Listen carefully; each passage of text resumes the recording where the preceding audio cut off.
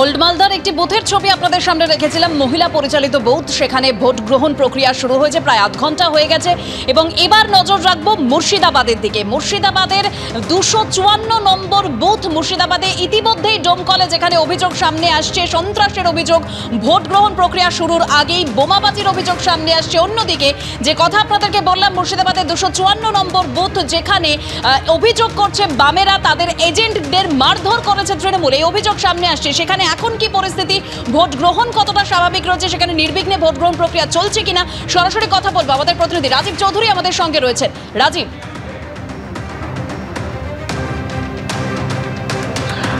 কুসুমিতা, এই যে আমি এখন দাঁড়িয়ে রয়েছি গুদিয়া কাকসার সেই বুথে, আমি তোমাকে একটু বুথটা দেখানোর চেষ্টা করব। এই যে বুথ রয়েছে, এই বুথের ভিতরে ভোট গ্রহণ চলছে এবং ভোটদানের হার কিন্তু খুবই কম। এবং এখানে রয়েছে কেন্দ্রীয় বাহিনীর জওয়ানরা রয়েছেন এবং এক পুলিশ কর্মী রয়েছেন, তিনি তাদের পরিচিতিপত্র দেখে তাদেরকে ভিতরে ঢোকাচ্ছেন। এবং যেটা তোমাকে কুসুমিতা সবচেয়ে অবাক করা ঘটনা, সকাল 6টা থেকে অভিযোগ পাওয়ার পরে কিন্তু এখনো পর্যন্ত এই অঞ্চলে কোনো পুলিশ কর্মী বা কিউআরটি টিম তাদেরকে কারো দেখা যাচ্ছে না। এবং অবাধে এই যে গোটা গ্রামের জায়গাটা, রাস্তাটা, এই মেন রাস্তা থেকে এই 1-150 মিটার দূরের এই যে বুথ, সেখানে গ্রামের মধ্যে কিন্তু স্বাভাবিক মানুষজন চলাচল করছে।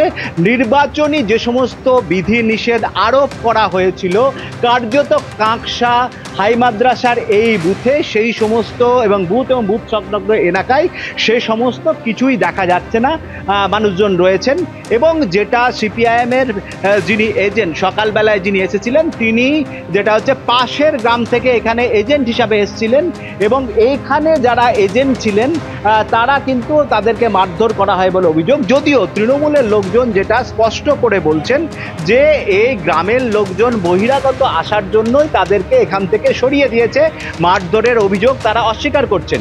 কিন্তু সবচেয়ে বড় ব্যাপার যেটা, ভিতরে কেন্দ্রীয় বাহিনীর জওয়ানরা থাকলেও গ্রামে যে এই ধরনের একটা ঘটনা ঘটে যাওয়ার পরে যে ধরনের পুলিশি বন্দোবস্ত থাকার কথা ছিল বা গ্রামের ভোটারদের কনফিডেন্স বিল্ডিংয়ের জন্য যে ব্যবস্থা নেওয়া ছিল, সেটা কিন্তু একেবারেই কিছু দেখা যাচ্ছে না।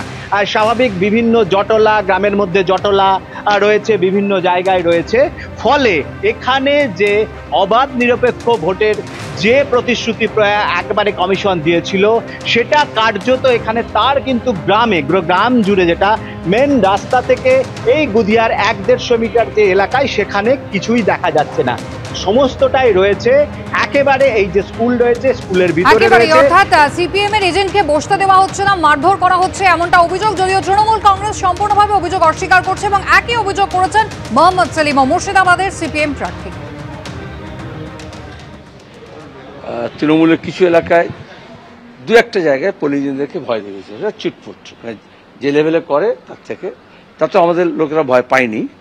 এবং সকালে পোলিং এজেন্ট ঢোকাতে গিয়ে, আমি তোমাকে স্পেসিফিকলি বলছি, এই তেঁতুলিয়া মুর্শিদাবাদ কেন্দ্রের ডোমকলের শহরে কয়েকটা পার্টিকুলার, এগুলো আমরা ম্যাপ করে রেখেছিলাম, আর হচ্ছে লোচনপুরে, আমি হাতে গুঁজে যখন বললাম, সেখানে পোলিং এজেন্টকে ঢুকতে দেয়নি বা বাধা দিয়েছে বা রাস্তায় মোবিলাইজ করে আছে বন্দুক নিয়ে, পিস্তল নিয়ে, মস্তান, তাদের নাম স্পেসিফিক দিয়ে আমরা পুলিশকে বলেছি। রিভলভার পিস্তল নিয়ে রাস্তায় দাঁড়িয়ে আছে। প্রথমে পোলিং এজেন্টকে ভয় দেখাতে চেয়েছিল, তাকে ডিফাই করে পোলিং ভেতরে ঢুকেছে